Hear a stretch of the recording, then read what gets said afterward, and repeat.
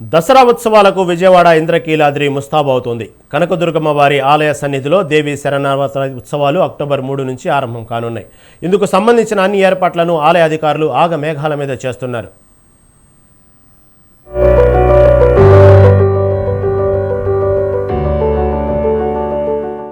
విజయాల నిలయంగా పేరొందిన విజయవాడ ఇంద్రకీలాద్రి దుర్గమ్మ దేవాలయం రాష్ట్రంలోనే రెండో అతిపెద్ద దేవాలయం. ఈ పవిత్ర కొండపై అక్టోబర్ 3వ తేదీ నుంచి అమ్మవారి శరన్నవరాత్రి మహోత్సవాలు అట్టహాసంగా ప్రారంభమవుతాయి.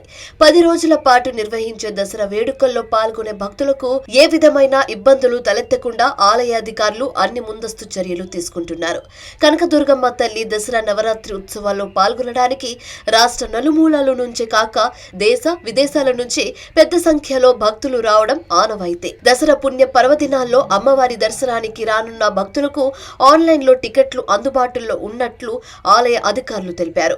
అదేవిధంగా క్యూ లైన్ లో టికెట్ కౌంటర్లు అందుబాటులో ఉంటాయని చెప్పారు.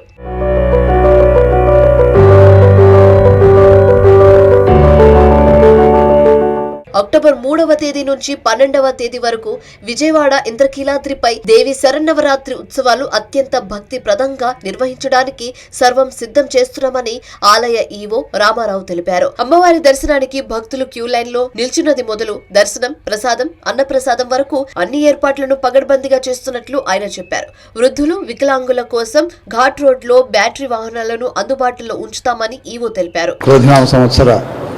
నవరాత్రి ఉత్సవాలు ఇంద్రకీలాద్రి పైన దుర్గా మల్లేశ్వర స్వామి యొక్క దేవస్థానం ఆధ్వర్యంలో జరుగుతాయి. పోలీసు వారు, విఎంసి వారు, ఇతర అన్ని డిపార్ట్మెంట్లు కలిసి సంయుక్తంగా ఈ కార్యక్రమాన్ని నిర్వహిస్తాయి.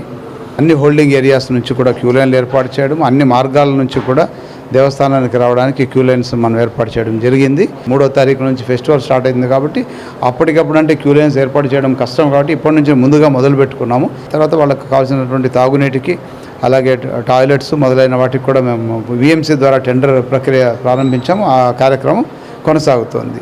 అన్నదానానికి ప్రొక్యూర్ చేసుకొని మేము సిద్ధంగా ఉన్నాము. అలాగే లడ్డు ప్రసాదాలకు కూడా కౌంటర్స్ను 11 కౌంటర్లను ఏర్పాటు చేశాము. ఆ 11 కౌంటర్లలో 10 కౌంటర్లు సామాన్యులకు, 1 కౌంటర్ మటుకు వృద్ధులు, వికలాంగులు వస్తే వాళ్ళకని ఏర్పాటు చేసుకొని ఉన్నాము. ఇంద్రకీలాద్రిపై దుర్గ మల్లేశ్వర స్వామి ఆలయ సన్నిధిలో జరిగే దసరా ఉత్సవాల్లో భక్తులకు ఎలాంటి ఇబ్బందులు తలెత్తకుండా అన్ని చర్యలు తీసుకుంటున్నట్లు దేవాదాయ శాఖ కమిషనర్ సత్యనారాయణ తెలిపారు. అన్ని విభాగాల అధికారులతో సమన్వయం చేసుకుంటూ ఏర్పాట్లు చేస్తున్నామని ఆయన చెప్పారు. భక్తులు అతి పవిత్రంగా భావించే లడ్డు ప్రసాదాన్ని అత్యున్నత నాణ్యత ప్రమాణాలతో తయారు చేసి భక్తులకు అందజేస్తామని తెలిపారు. అమ్మవారి లడ్డు నాణ్యతపై ఫుడ్ సేఫ్టీ అధికారులు శాంపిల్స్ తీసుకెళ్లారని, నాణ్యత ప్రమాణాల రిపోర్టు వచ్చాక నిర్ణయాలు ఉంటాయని ఆయన స్వతంత్ర టీవీకి తెలిపారు. లడ్డుకు సంబంధించి కానీ ఇంకా ప్రసాదం పోటు ఏదైతే ఉందో అవి ఏదైతే పరిణామాలు ఆ క్వాంటిటీలు వేయమని చెప్పేసి ఆదేశించడం జరిగింది. అదేవిధంగా భద్రతా దృష్ట్యా కూడా అన్ని చర్యలు తీసుకోమని రాష్ట్ర ప్రభుత్వం చెప్పడం జరుగుతుంది. ఫుడ్ సేఫ్టీ ఆఫీసర్స్ శాంపుల్స్ తీసుకోవడం అనేది మంచిదే.